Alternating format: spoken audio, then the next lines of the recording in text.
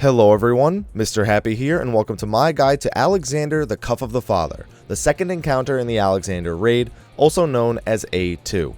This guide will cover the normal difficulty of the raid. To unlock this fight, you must first have completed the Fist of the Father and have accepted the quest following it. The minimum item level to enter this fight in the Duty Finder is I-170, and it rewards tokens that can be traded in for item level 190 armor and accessories. For a more detailed explanation of the loot system, be sure to check the annotations in the top right of the video. Before fighting the boss, you'll need to clear a few trash packs. It's worth noting that the goblins here hit extremely hard and can rip a tank to shreds in seconds, so watch out. Gobwalkers here also inflict vulnerability up, which can add to the already high damage. Just clear 3 trash packs and you'll come to the boss of this floor, the Machinists. The Machinist is an encounter consisting of 9 waves of enemies to kill. This guide will be broken up into 2 sections. The first, discussing each of the enemies and the Gobwalkers quickly, before explaining what each wave entails and how to handle it. You can choose to skip to either section using the annotations in the top left of the video. So before we discuss each wave, let's quickly discuss what each enemy in this encounter actually does. Gordian soldiers just attack their current target from melee range. Gordian snipers attack their current target from ranged.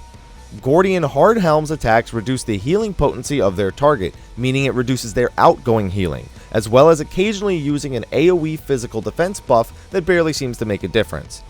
Gordian hardmines also have their attacks reduce healing potency, but instead have an AoE magic defense buff. Jagged dolls deal high damage to their targets with the occasional very powerful cleave.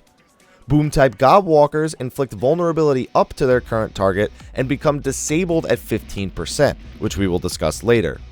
Finally, Magitech Gob Widows hit their current target fairly hard, and have an attack called Bangy Zoom, which will attach a bomb to any nearby Gordian mobs when it's cast, causing them to explode on death for about 1500 damage. Now, let's discuss the unique mechanic of this fight.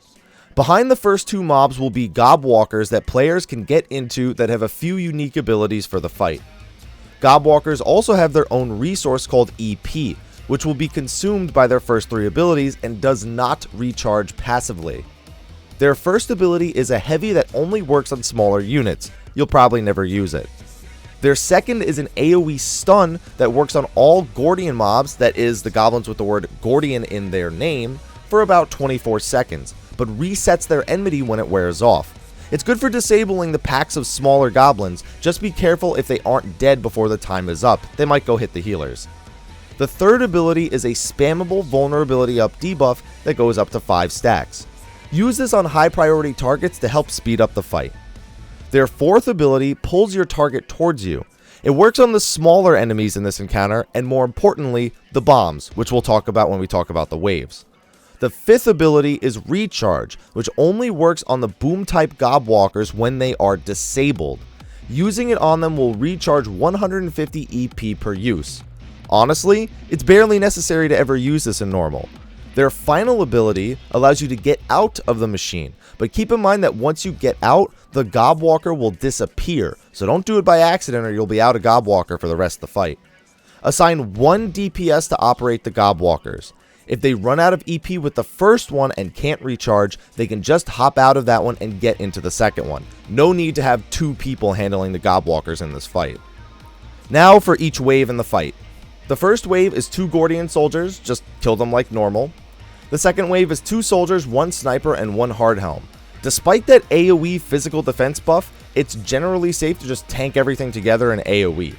If you aren't confident, keep the hardhelm away from the group and just kill it all. The third wave is 2 soldiers, 1 jagged doll, and 1 Gordian hardmine. The doll hits pretty hard, and the hardmine has its AoE magic defense buff. You can group them up and AoE them down, or kill the doll first before killing everything else. The fourth wave consists of 4 Gordian soldiers and 1 boom-type Magitech Gobwalker. During this wave, bombs will also appear in the arena and explode after a delay for the rest of the fight. These can be dragged away from the group using the Gobwalker's drag ability, or using knockback attacks such as Fluid Aura. It deals damage and decreases fire resistance, so just try to keep them away from the group. Other than that, AoE stun the soldiers and AoE everything down. The fifth wave is 2 Magitech Gob Widows. Just tank and kill them, nothing special. The 6th wave is 2 Gordian soldiers, 1 Jagged Doll, 1 Gordian Hard Helm, and 1 Gordian Hard Mind. Make the doll your first target, followed by the Hard Helm and Minds, or just AoE it all down. The 7th wave is 4 Gordian soldiers and 1 Boom type Magitech Gobwalker again. Same as wave 5, deal with it the same way.